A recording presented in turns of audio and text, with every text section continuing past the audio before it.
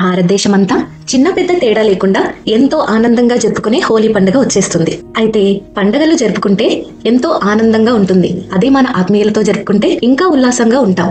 కానీ కొన్ని జాగ్రత్తలు మాత్రం తప్పనిసరిగా తీసుకోవాల్సిందే. అవేంటో ఒకసారి చూద్దామా?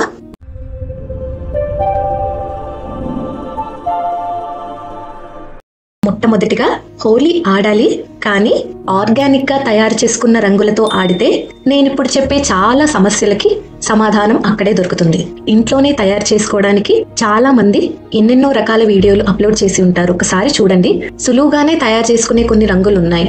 బీట్రూట్ తోటో, ఆకుకూరలతోనో, కొన్ని రకాల పూలతోనో, పసుపు కుంకుమ ఇలా వీటితో తయారు చేసుకునేవి ఉన్నాయి. కుదిరితే తయారు చేసుకోండి, లేదంటే ఆర్గానిక్ గా అమ్మే షాపులు కూడా ఉంటాయి, అక్కడికి వెళ్ళి తెచ్చుకోండి. ఇలాంటి రంగులు వాడడం వలన మనకు వచ్చే చర్మ సమస్యల నుంచి, జుట్టు రాలడం లాంటి సమస్యల నుంచి, కంటి సమస్యల నుంచి చాలా వరకు తప్పించుకోగలుగుతాం. ఇక హోలీ ఆడే ముందు మన చర్మాన్ని తేమగా ఉంచుకోవాలి. దానికోసం పెట్రోలియం జెల్లీ కానీ, కొబ్బరి నూనె కానీ రాసుకోండి. దానివల్ల రంగు చర్మం లోపలికి పోకుండా ఉంటుంది. పొడి రంగుల్నే ఉపయోగించడానికి చూడండి. రంగులని తడిపి వాడటం వలన అవి మన చర్మం నుంచి తొలగడానికి చాలా సమయం పడుతుంది. దుష్ప్రభావాలు కూడా ఎక్కువ చూపుతుంది. అలాగే మీకు వీలైనంత వరకు నిండు బట్టలు ధరించడానికి ప్రయత్నించండి. దానివల్ల మన చర్మానికి రంగు ఎక్కువగా అంటకుండా ఉంటుంది.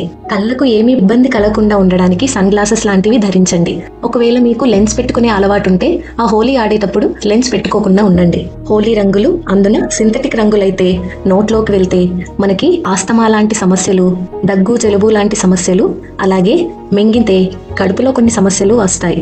అలా నోట్లోకి వెళ్లకుండా జాగ్రత్త పడండి.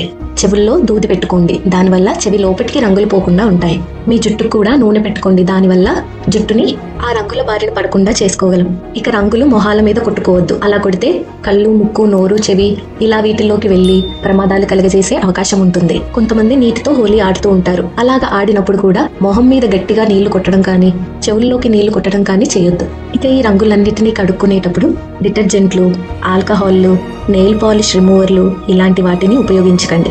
pH శాతం సరిగా ఉన్న సబ్బును ఉపయోగించండి. ఇక ఎలర్జీలు, ఆస్తమా ఇలాంటి ఇబ్బందులు మీకు ముందే ఉన్నట్టయితే మీరు ఇంకాస్త జాగ్రత్తగా ఉండాలి. ఖచ్చితంగా ఇన్హేలర్ లాంటివి, ఎలర్జీ మందులు లాంటివి మీ దగ్గరలో ఉంచుకోండి. ముక్కుకి అడ్డంగా మాస్కులు ధరించండి. ఏ మాత్రం సౌకర్యంగా అనిపించినా వెంటనే ఆడటం మానేసి మీకు దగ్గరలో ఉన్న వాటిని సంప్రదించాలి. ఇక ఇవన్నీ వంటికి తీసుకునే జాగ్రత్తలు.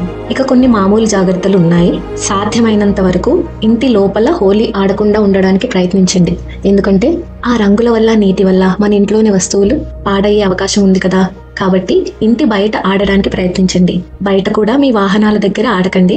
వాహనాల పైన ఉన్న కవర్ కప్పి ఉంచండి.